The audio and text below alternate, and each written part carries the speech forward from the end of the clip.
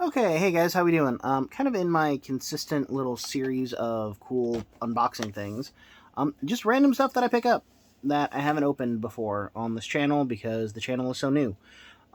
Today, bit of an older box, but again, something representing one of my favorite Pokemon from Scarlet and Violet, kind of like how I did the Mabosstiff box. This is an Armarouge EX box. Looks like we get 3 cards. If I can get the light to stop working, we get a promo of Cerulege, Armarouge EX, and Charcadet.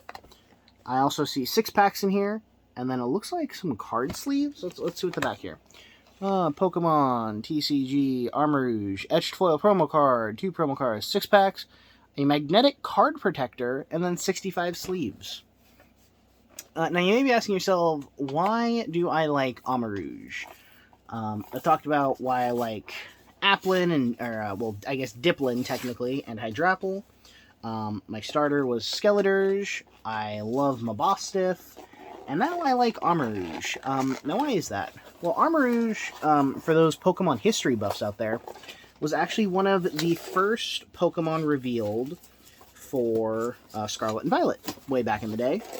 And immediately when I saw it and its brother, Cerulege, my mind immediately went to one of my favorite series as a kid, MegaMan Battle Network. Now I want you to go online, look up MegaMan.exe and Protoman.exe, and tell me that they aren't just like, or at least the Pokemon, are not weird color swaps of those two guys, with Cerulege kind of being a fill-in for Protoman. I keep wanting to call him Blues, because that's his Japanese name. Funnily enough, if you don't know anything about Mega Man, his Japanese name is Rockman, because the creator of Mega Man really likes music, so rock and roll. Anyway, what was I saying? Oh yeah, so when I saw Armarouge, I'm like, oh, his arms turn into a cannon, just like Mega Man. And with Cerulege, bro, his arms are a sword, like Proto Man. It just kind of gave me, like, nostalgia vibes, and so that's why I really was drawn to it. And yes, I did end up using an Armarouge in my playthrough. One of the weirder evolution mechanics introduced in Scarlet and Violet, in that it makes use of the, oh my gosh, what is the word? The foraging and like the crafting mechanic introduced. But for another time. So here we have a card holder. This says that it is magnetic, so I guess if you like stuck it to like a metal tray, it would kind of stick in. Oh wait, no, never mind. There are 2 parts to it. So that's the base, and then this is actually the holder. So it kind of locks in here to make one piece, and you can slide a card up. You can unhook this, and it comes apart, so you can stick a card in here. Like, let me grab the promo card so I can show that off. Look at me being all distracted talking about stuff that ain't even Pokemon. Mega Man Battle Network. Great set of games for the Game Boy Advance. And now available on the Switch as the Mega Man Battle Network Legacy Collection. Definitely have put in a lot of hours in that, considering it's 10 games on one little cartridge. Anywhoozits, why won't you go back together?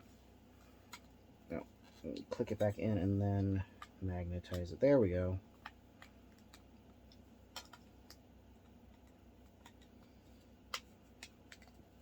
Yeah, so this all magnetizes in. I have Armarouge in there.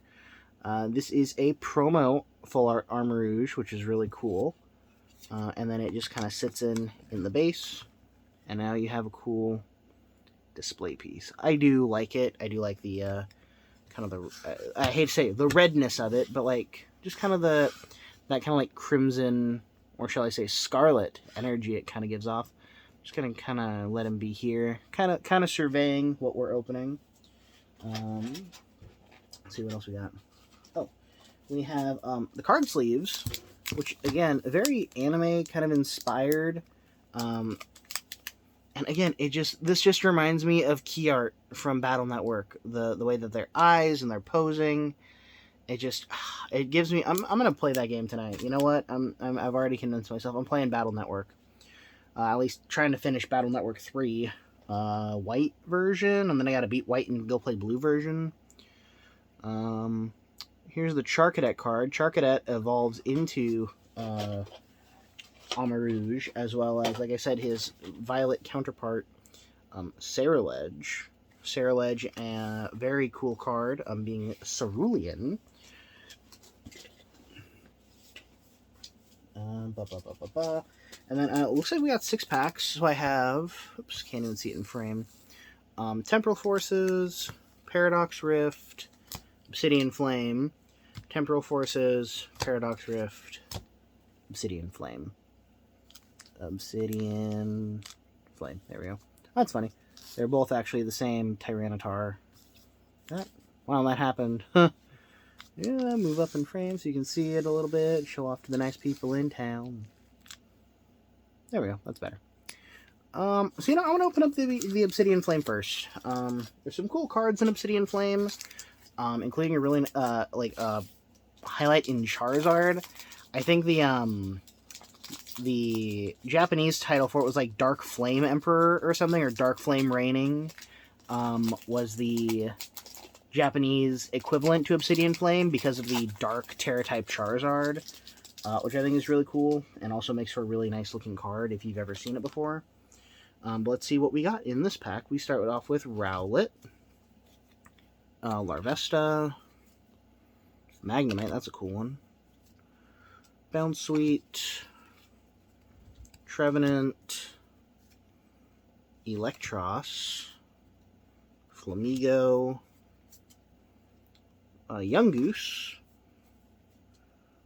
Barboach, and Gita. And I didn't show it off. Fire Energy on this one. I've had a lot of luck with Obsidian Flame, considering I've gotten the Full Art Gita card a couple different times. Or was one a Full Art and one the Alt Art. I gotta go back and double check my collection. But yeah, Obsidian Flames has been good to me, for the most part. Next energy is Dark. I'll just set that there. Then we have Audino. Oh, look at her holding a little egg. We have Charmander, Dratini, Oddish, Floatzel, Whiscash, Kangaskhan. It's a reverse holo Phantom. Oh, whoa, look at this.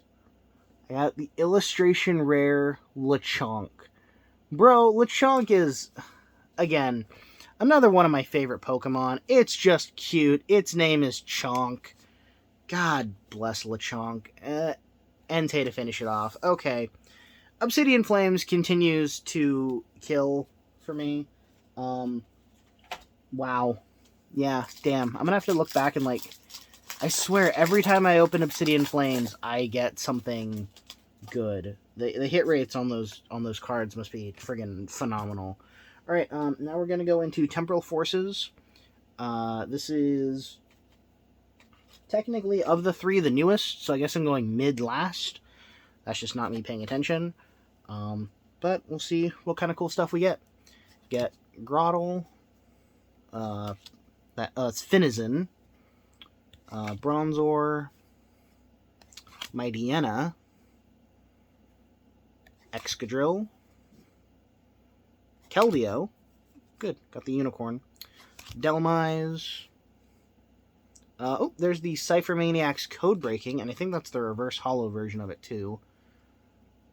Oh, Jesus, I got back-to-back full arts. Look at this. This is Bianca's Devotion. Look at Bianca just kind of sleeping there. I love the rainbow effect of her bedroom. And then you can see the Musharna up in the top, the Pokemon that's supposed to give you good dreams. Bianca being one of the main helper supporter characters in Black and White. And actually, I don't know if you can see it, but the foiling, like that speckled foiling around the side, that's a friggin' cool card. Ending off with Fraligator. So already 2 back-to-back hits. I'm just like, okay. Alright, Armarouge, you know what? You're my friend. And yeah, we're definitely playing Mega Man tonight. Okay. Next, Temporal Forces pack. Temporal Forces is cool because it actually has a little bit of an emphasis on the Paradox Pokemon from Scarlet and Violet. Specifically, some of the ones that were introduced in the DLC. Heatmore, Roly-Coly, Azumarill. One of the DLC, the Indigo Disc, does take place in Unova, where the Gen 5 games are, which I think is why they're highlighting Bianca in that way, but I think it's really cool. Yamper. Morty's Conviction, Morty being a Pokemon gym leader from Generation 2. Shiftry. Oh, there's base Bianca's Devotion, so now I got both versions. Reverse Hollow let me show that one in frame better. Reverse Hollow Deerling. Reverse Hollow Scyther.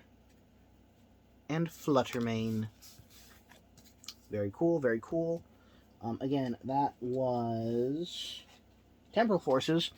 Now we're moving on to Paradox Rift, which had a heavy emphasis on the base, the basic Paradox Pokemon you can just get by playing the game. Probably a bit of the Vessels, or the Treasures of Ruin, which is like this cool legendary quartet, and Paldea, Water Energy. We got Flamigo, Porygon, Oricorio, specifically Oricorio Pom-Pom form, Toedscool,